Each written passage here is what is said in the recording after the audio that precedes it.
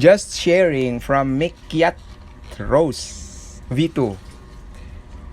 Tahin lang po natin. Warning all Filipinos. Uh-oh. Note, today morning you people fried fish. Very early in the morning and it's bad smell. Uh-oh. Destroy all neighbors sleeping mode. Next time they will go police if this happen again. You are requesting to avoid frying the fish with bad smell. Ah, that's bulad. Sigurado, bulat inyong giprito, no?